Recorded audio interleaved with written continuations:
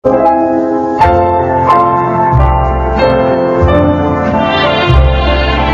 araw na ito, maririnig natin ang kasaysayan ng isang lalaking nanindigan para sa kanyang paniniwala. Siya ay si Aaron.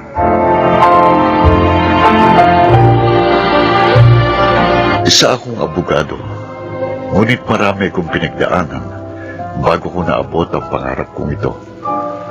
At kahit na nasa mga kamay ko na ito, dumating ang pagkakataon na muntik na itong mabahiran ng dungis. Oh, Kuya Aaron, anong masasabi mo sa hipag ko? Ganda niya, di ba? Maganda nga. Balikbayan yun. 7 years na nagtrabaho sa Australia. At higit sa lahat, no boyfriend. Napaka-ideal pala ng hipag mo, Ate Cherry, ha? Wala bang photocopy nun? Oy, nako, Eddie. Patatagin mo muna ang kalagayan mo. At saka ka maghanap na magiging nobya. Eh, 5 ka pa lang naman. Eh, si Ate Cherry nga 24 pa lang noon nung nag-asawa na. At saka graduate na naman ako, Nay. At may trabaho na rin po. Kasi nga naman po, Nay. Hayaan nyo na magka-girlfriend itong bunso nyo. Tama. Hoy, Kuya Aaron, tama si Inay. Hindi pa dapat magka-girlfriend si Eddie. Oo nga. Baka mag-asawa na yan eh. Eh, ikaw ang dapat mauna, Aaron. Dahil 32 ka na. At mayroon ka na maayos na kalagayan sa buhay. Tama! Kaya nga, pinapakilala ko na nga sa hipag ko. Ay, naku, sabi ko na nga ba't yan na naman ang pag-uusapan natin eh. Cherry, Nay, wala pa sa isip kong pag-asawa. Bakit ba minamadali niyo ako? Anak, eh, Cherry, 2 na ang apo ko. Oo nga. Eh, syempre, gusto ko naman makita at makarga magiging apo ko sa'yo. Aba, Kuya, sayang kung tatandang binata ka. Ayaw namin mangyari yun. Kaya huwag mong ibuhos sa pagiging abogado mo ang lahat ng iyong panahon.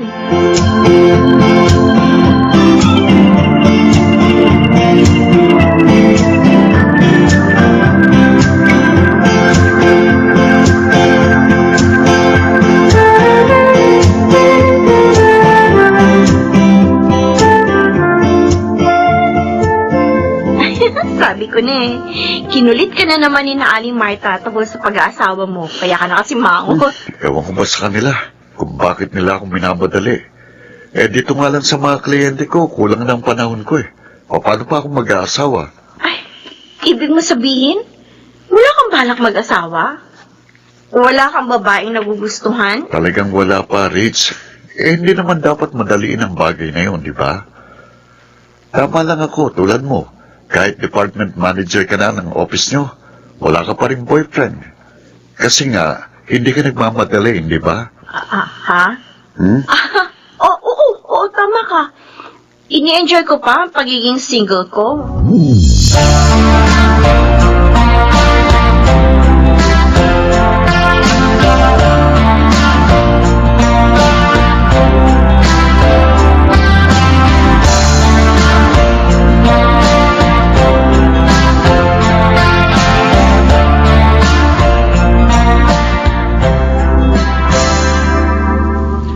Ako naman ngayon na magpapakilala ng babae kay Kuya. Naku! Eh kung yun yung maganda at titulada kong hipag, hindi nagustuhan ni Kuya eh. Yun pa kanyang papakilala mo. Ate, iba yung office mate kong yun. Oh. Maganda talaga yun. Mainhin at mabait pa. Eh bakit hindi mo nagustuhan? Eh, hindi naman dahil maganda, magugustuhan ko na. Isa pa, kasing edad siya ni Kuya. Alam mo Eddie, naisip ko lang. Bakit kaya parang ayaw mag-asawa ni Kuya? Wala din siyang girlfriend. Baka naman si Rich ang gusto niya. At hindi lang siya makapagtapat. Dahil nga mag-best friend sila.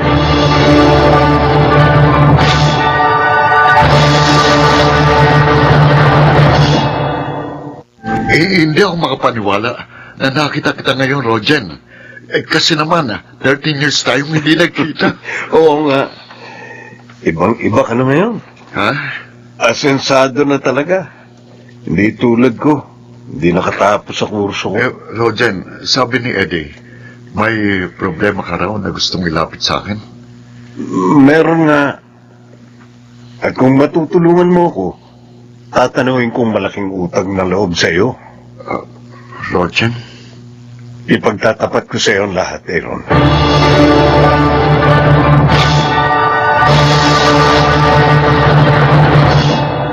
ano ba ito? Hindi ko maintindihan ang mga binabasa ko. Parang ayaw pumasok sa isip ko. Si Rogen, siyang pumapasok sa isip ko. Ang simpatiko niyang mukha. Magandang katawan. Sabi niya, hawakan ko lang ang kaso niya at papayag siyang maging kami. O Rogen, sa mga iniaalok niya sa iyo, iniaalok niya sa iyo ang sarili niya para ipagtanggol mo siya kahit may kasalanan siya. Abogado ka ba ng bayan o abogado ng sarili mong laman? Hello! Attorney Aaron. Mali ang ibig niya. Idadamay pa niya ako sa kasalanan niya. Aaron! Narito ko na pala, Rich. Oo, kanina pa. Ano ba nangyayari sa'yo? May problema ba sa mga kliyente mo? Baka may maitulong ako. Wala, Rich. Pero ako ang may problema. At hindi ko alam kung maunawaan mo ko kapag nalaman mo. Aaron? Baka kasi kapag sinabi ko, magbagong tingin mo sa akin. Hindi mangyayari yun. Magtiwala ka. Sabihin mo sa akin, ano ang gumugulo sa isip mo?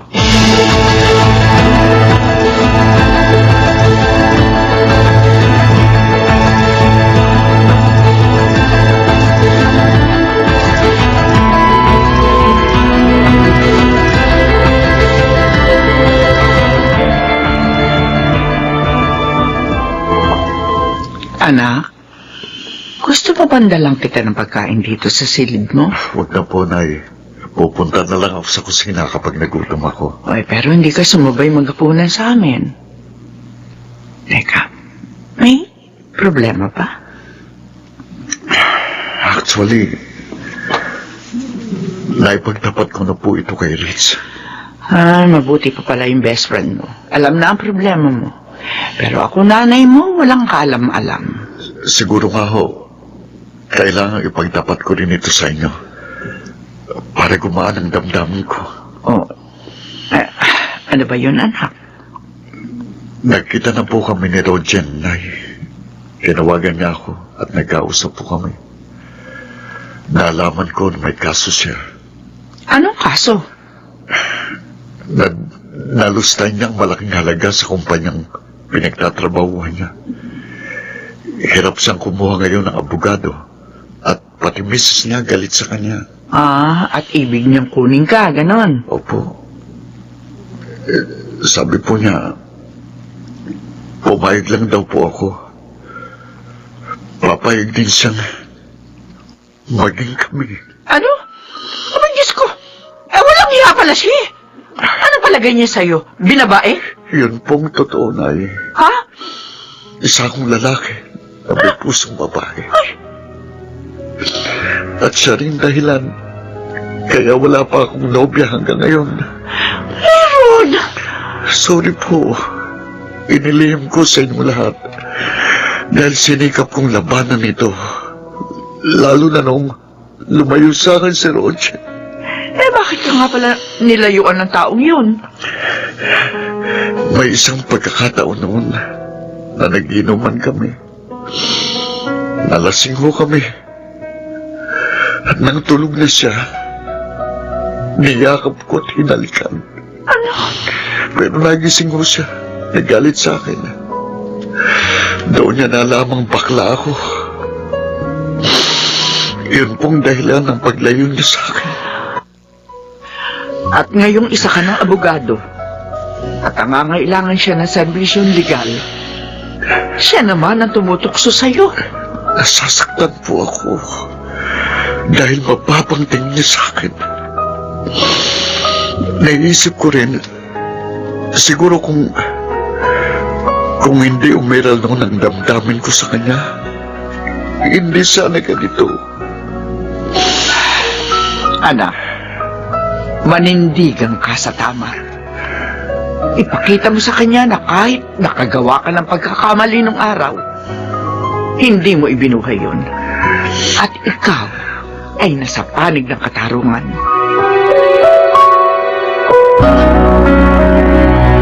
Siguro naman, Aaron, nakapag-isip ka na. Oo, Rogen. Handa ka nang tanggapin ang alok ko? I'm sorry. Hindi ko matatanggap. Ano? Narinig mo sinabi ko. Humanap ka na lang ng ibang abogado. Bakit? May karelasyon ka na? Kaya ayaw mong tanggapin ang alok ko? Wala akong karelasyon. Oo, nakagawa ako ng pagkakamali sa'yo noon. Pero hindi ibig sabihin na hindi ako nagbago. Oh, Rogen, abogado na ako ngayon. At tungkulin ko na tumulong sa pagpapatupad ng katarungan sa bansa. At yun ang mahalaga sa akin.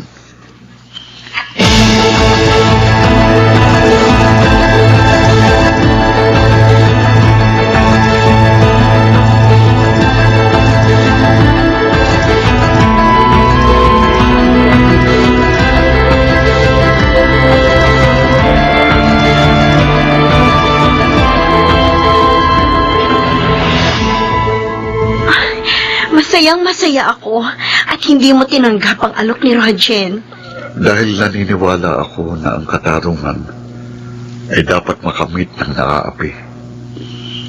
Inamin niya na nagkasala siya sa kanilang kumpanya. Kaya dapat lang niyang panagutan yun. Kahit naman abogado ko, may karapatan pa rin akong tanggihan ng isang kliyente. Lalo na at siyang nagkasala. Isa pa,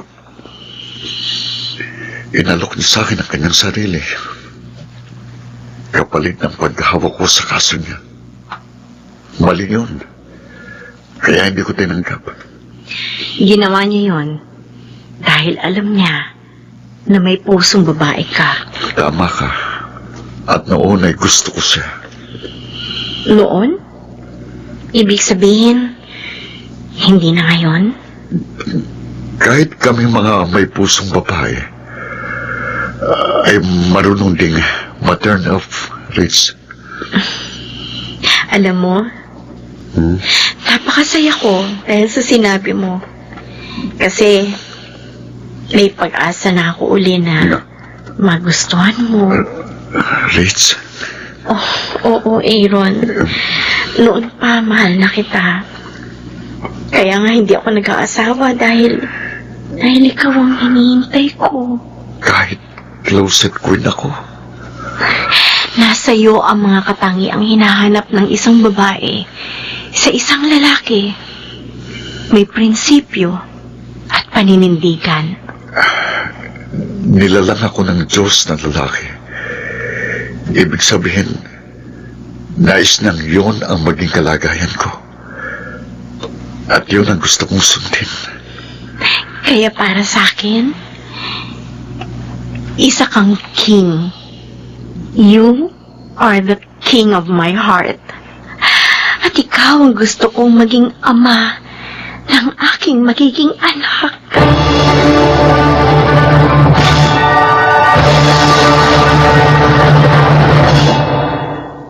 Years na kami kasal ni Rich. 3 na ang aming anak. At masasabi kong ganap na nga akong nakalaya sa aking pagiging pusong babae. Dahil siya na ang reyna ng aking puso. Nagpapasalamat ako sa kanya dahil tinulungan niya akong panindigan ang aking pinaniniwalaan. At salamat sa Diyos dahil ibinigay niya sa akin si Rich. Ako po si Aaron at ito ang aking buhay. Hindi niya pababayaan ang nilalang na nais sumunod sa kanyang kalooban. Mga nagsiganap, Rosana Villegas, James Quanton, Susan Robles, Junel Benamin, Chiquit del Carmen Amor at Phil Cruz sa papel na Avon. Naglapat ng angkop na tunog, Jerry Mutia.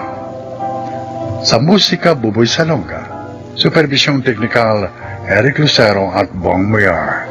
Creative Consultant, Phil Cruz. Production Assistant, Anching Cruz. Ito'y mula sa panulat ni Elma Corporal Alcantara. Sa direksyon, June Martin Legaspi at Maynard Lanticho Jr. Ito ang aking buhay.